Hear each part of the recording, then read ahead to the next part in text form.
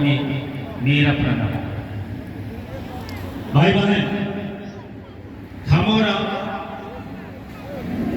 जब इस संसार में आए हैं तो सीधे आ तो गए हैं, लेकिन आने के बाद हम लोगों पर भी एक नियम लागू है। जैसे हम और आप किसी मंदिर में प्रवेश करते हैं तो क्या है नियम? पहले चप्पल जूता बाहर खोल दीजिए, फिर घंटी बजाइए, अंदर प्रवेश कीजिए, है ना नियम? अपने घर में भी नियम है। जब हमारे यहाँ कोई आगंतुक आते हैं तो उनसे पूछ करके आते हैं, बिना पूछे डायरेक्ट घर में नहीं प्रवेश करते हैं। तो हम और आप इस संसार में आए हैं तो यहाँ भी एक नियम है।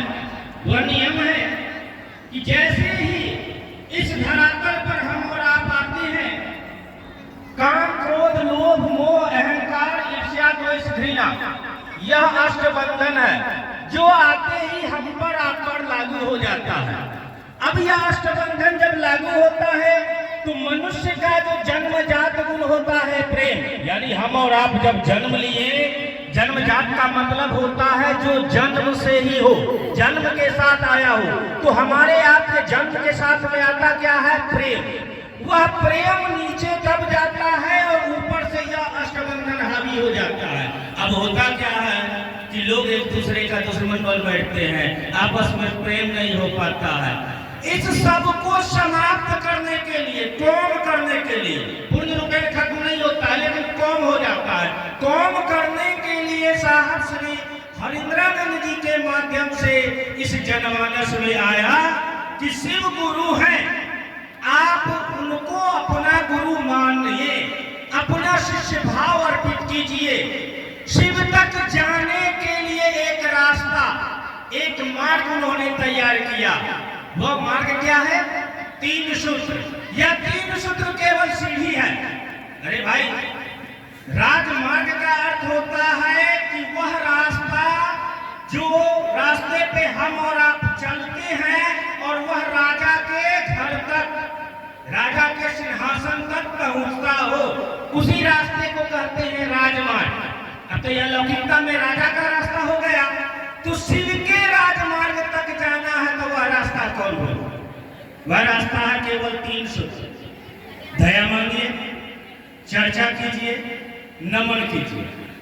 अब देखिए, यह जब हम करते हैं तो हम अपने गुरु की दया पाते हैं और पाने के क्रम में उस सत्ता तक पहुंच जाते हैं, पहुंच सकते हैं। लेकिन एक लाइन में साहब कहते हैं कि मंजिल मिले न मिले हमें इसका गम नहीं, मंजिल की जुस्तजू में मेरी कारवां तो है। क्या होगा अगर गुरु हमारे सिर्फ नहीं होंगे तो क्या होगा? अरे हम उनको अपना मान लिए हैं ना, उनको माने या न माने फर्क नहीं पड़ता है, माने ठान लिया। जिस दिन नामों की घोषणा हुई उस दिन हम लोगों ने अपने नामों की घोषणा कराई तो क्या कहा गया कि अमुक व्यक्ति ने आज से अभी से इस क्षण से अपने मन से जगत गुरु शिव को अपना गुरु माना है, मानी है। यह शुभ संवाद शिव के अनंत अंतरिक्ष साम्राज्य में संप्रेषित करते हैं। जानते हैं, लोग कहते हैं कि ऐसे ही बोल दिया, ये आवाज कहाँ गया, शिव तक थोड़े न पहुंचा। बिल्कुल पहुंचना है, क्योंकि ध्वनि आवाज कभी मरती नहीं है। ठीक है, तो जिस तरह से अदालत में देखते हैं कि गवाह को कहा जाता है, आगे में गीता रख दिया कि आप गीता पे हाथ रखकर कसम खाइए, जो भी कहिएगा सच कहिएगा, सच के सिवा कुछ नहीं कहिएगा। तो भी कहता है मैं गीता पे हाथ रख के कसम खाता हूँ, जो कहूंगा सच के सिवा कुछ नहीं कहूंगा। तो हम लोगों ने अपने मन में यह ठान लिया है कि अपना गुरु शिव को बना लूंगा तो बना लूंगा। शिव हमको अपना कबूले या ना कबूले, मैं उन्हें अपना मान लिया है, तो इस फर्ज को अदा कर दूंगा। मन क्रम वचन से एकदम एकनिष्ठ होकर के चलूंगा, ईमानदारी से गुरु काम करूंगा, खुद को प्रतिष्ठित नहीं करूंगा लोगों के बीच, खुद को नहीं करूंगा प्रतिष्ठित तो अपने गुरु को, क्योंकि यह जीवन उन्होंने दिया है। जब उन्होंने दिया है तो अपने कहेगा, अरे आपका काम है लोगों को जोड़ना। किससे जोड़ना? महादेव से जोड़ना, महादेव गुरु से जोड़ना। यहाँ लोग क्या करते हैं, अपने से जोड़ते हैं। फलना भैया, कमलेश भैया के इतना हम क्या बने चले जाए, कमलेश भैया किस्मार खाना है क्या?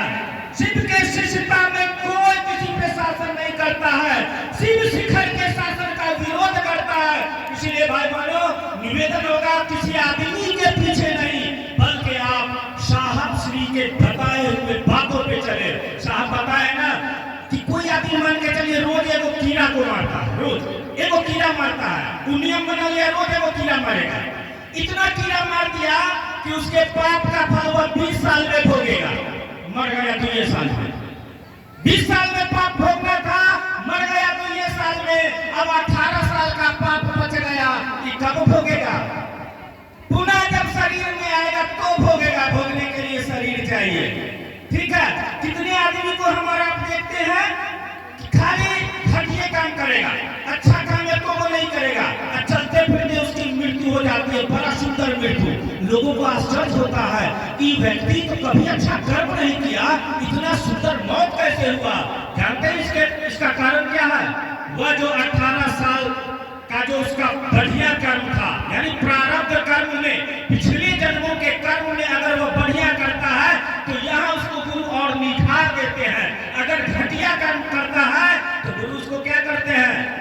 दग्ध कर देते हैं, जला देते हैं। कैसे जलाते हैं? मान के चलिए कि हमने बाजार से मकई का बिया लाया कि कल इसको रोपना है, हम चले गए चौक पे टहलने, पत्नी को पता नहीं, बेचारी को भूजा खाने का मन हुआ, वो क्या की तावा पे लेके लगी उसको भूजने। जैसे ही लावा फूटने वाला था हम पहुंचे वहां, कह रहे क्या कर दिया? अब कहिए बेचारी रुक तो गई, क्या हुआ? मकई अब बीज बन सकता है? नहीं बनेगा, क्योंकि वह जल गया है। ठीक उसी प्रकार से हमारे गुरु शिव अपने शिष्यों के प्रारब्ध कर्म को, बुरे कर्मों को जला देते हैं। यानी जैसे 1 रुपया को 10 आदमी में बांटिएगा ना तो 10-10 पैसा होगा, अब उसी 1 रुपया को अगर 100 आदमी में बांटिए तो 1-1 पैसा होगा। तो आपका ग्रह है कि आज आपकी मौत हो जाएगी, वहां आपका एक्सीडेंट होकर चोट फोट थोड़ा मोड़ा रह के रह जाएगा। यानी गुरु उसको कम कर देते हैं। अब यही दया मांगिए, नमन कीजिए, चर्चा कीजिए। यह तीनों विधान 3 मार्ग है, बहुत है, आपको शिष्य से भक्त बना देगा। आप साहब के बताए हुए तीनों सूत्रों पे चलते रहें, यही शिव का राजमार्ग है, आपको शिव तक ले जा करके छोड़ेगी। इन्हें विचारों के साथ आप सबों को प्रणाम।